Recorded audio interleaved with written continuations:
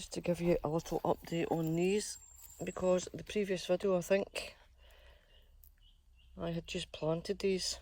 These are multicoloured radish, and this morning when I done my little walk about I thinned them out, probably needing a little bit of thinning again in a little bit. As I also said in another video, my poor pumpkins and squashes, most did not survive this intense heat. But the dwarf green beans are still coming on. And talking about dwarf green beans, guys, let's go over here. This is a late sowing of dwarf green beans that I put in, oh, I don't know, a week, 10 days ago. And they have been covered up, and they get covered up at night with, let me see, that plastic covering that's over there, so that the pigeons do not get them. But they're coming on absolutely fantastic. So when I thinned out those multicoloured radish this morning, this bed here is absolutely solid. And this was what I shown you in the last video as well, guys. Parsnips are starting to green up again after the sun has attacked them non-stop. And the spring onions are coming back to life, which is brilliant. So I did a little bit of weeding in this corner this morning. As I said, the arugula, is that how you say it in American or Canadian or whatever? But the wild rocket, I am leaving to go to seed. It's gone bitter now. And I put the thinnings of the radish in a row there, but I had to soak it well first, and then I used my dibber to make a long straight hole for them to go in. So fingers crossed those come up. If not, it's not a big deal. It's just I don't like to throw the thinnings out. So this bit here, I am going to get some carrots in. Chantenay do not need a great big root run, which is just as well as this is absolutely solid. So I'll give it a wet first, and then over on the other side of the carrots I am going to get, let me see, I think I'm going to pop in there, I have some Brussels sprouts blending. Most of them's in the garden now, and we have about 5 or 6 I think, so I'm going to pop them in here, and then we shall take that cover off there and get it over here. So that's this morning's job with the jammies on, guys, so let's go. Right guys, good morning, good morning, good morning, hello. And what we have here, guys, also is a selection of brassicas. We have got some kale, some broccoli, and as I said, some Brendan Brussels sprouts. I have got 4 or 5 I think in one of the beds up the top. The one that's covered that you've seen on the beginning of the video, up there, they're looking healthy enough. I want to keep the structure of the soil as it is, and the only good thing about this being absolutely solid is it is ideal for brassicas. So I'm just going to give it a wee quick tweak and get whatever weeds out that I can, and some of the dead parsnip leaves. Yes, that's how intense our sun has been. Last night the humidity levels was 86. Honestly, another night of no sleep. And I'll get back to you when it's time for planting. I'll have to jump into the garage and get some lime just for the planting holes of my brassicas and get started. Right guys, I've made a bit of a mistake there, because I did say that those were Brendan Brussels sprouts, and I was looking and I'm saying they don't look the exact same as Brussels sprouts. They are indeed. I've swapped different labels. These are not indeed. The Brendan Brussels sprouts are up the top, and these are Kuros F1 broccoli is what they are, so apologies for that. I had them somewhere, but just having a wee look at them there, I'm going, they don't look the same leaves as Brussels sprouts. But anyway, we're going to get them in first. Solid but very good for brassicas. So I'll have to go up there and go under the tent, move the tent cover off, and go under and get the label and swap them back over again. Oh my goodness me. absolutely bone dry. And we did have, I was going to say rain, but definitely was not enough for the heat that we have suffered this year.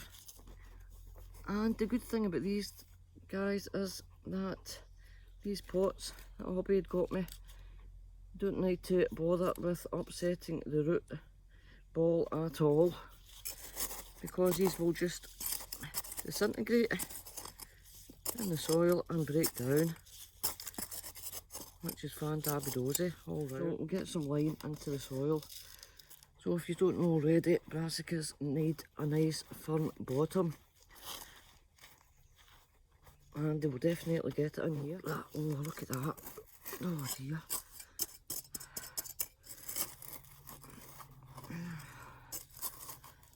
That's a toughie. I knew it would be. So because of it, we're starting to get the early morning dew, with it being the middle of August, I was hoping it would be a wee bit damper than what it is at the minute, the ground. But there we go. I do have my walk-in wardrobe to get finished, make that a wee bit deeper. But we do have the worktop, and it's in the garage, and I don't know what weight it is. So I'll have a wee look later on and see if I can do it on my own, or I have to wait another couple of weeks for Hubby to come back to help me lift it in and up the stairs.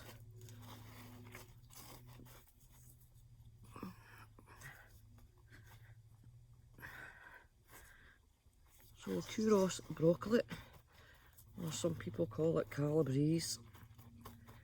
I'm just going to mound it up a wee bit, because when I water it, it will disperse, the soil will disperse a wee bit.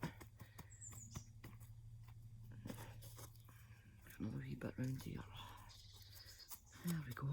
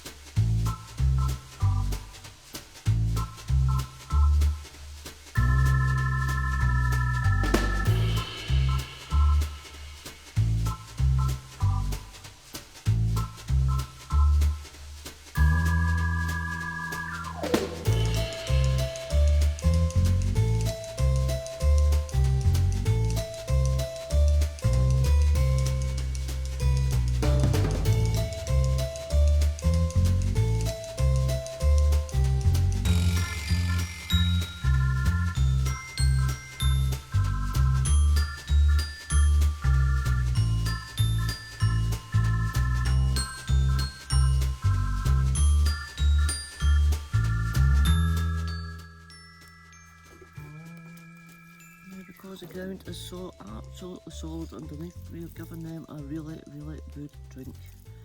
So the water gets in and around those tubs. And I feel a little bit of rain coming on at the minute, which is great.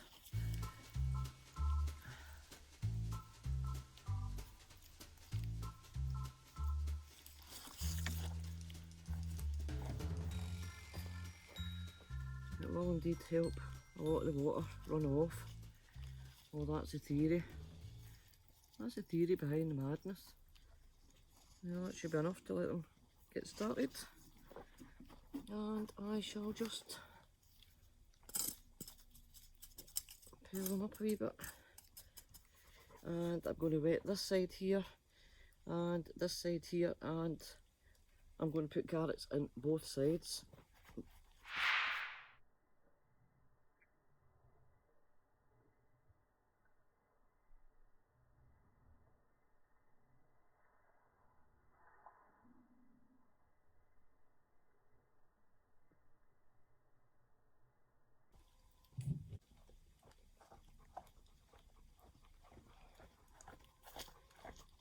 Too hot, Bubba? Too hot? Right. That's a good wet. Right, let's get these Chantenay carrots. Now it's like 1/2 centimetre to 1 centimetre deep. Your wee trench. Look at that, bone dry. But I tend to put them just that little bit deeper because you know the carrots are sporadic and germinating anyway. And if you get direct sun, which we're still in the high 30s, it'll just burn the little seeds off. So I'm going to put them in just that little bit deeper. I think I'm going to get 2 rows in here, and these will be ready in 3 to 4 months. And I have been planting non-stop, even though I haven't had videos up, as we're trying to get as much self-sufficiency veg wise anyway for the winter, guys. And half the freezer is almost full at the minute. A big chest freezer. Oh dearie me. Oh la la. And that is our courgettes just starting to take off now. They have been in the garden, as you can imagine, for months. And they have either frazzled or just rotted off. Just the sun, honestly, the sun has been unbelievable. Now that may look a little bit deep, but as I said, with the direct sun on here, and this gets really red hot, this bit here, during the day, I want to make sure that they've got enough coverage. I think I'm going to put another wee bit of water in there, guys.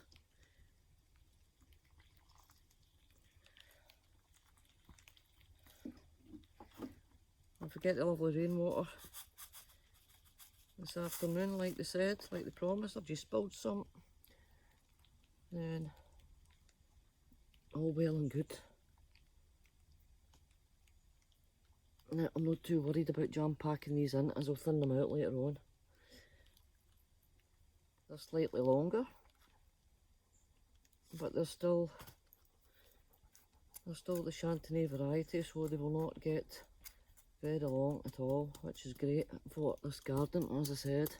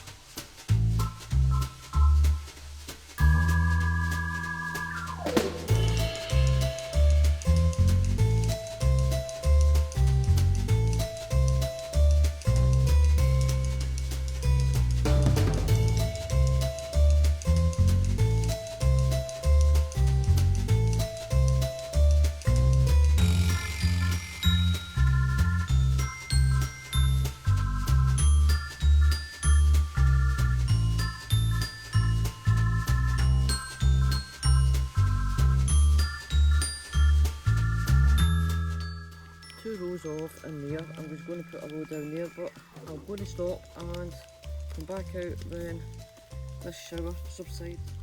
There's the other Chantenay carrot thing. I wondered where that was.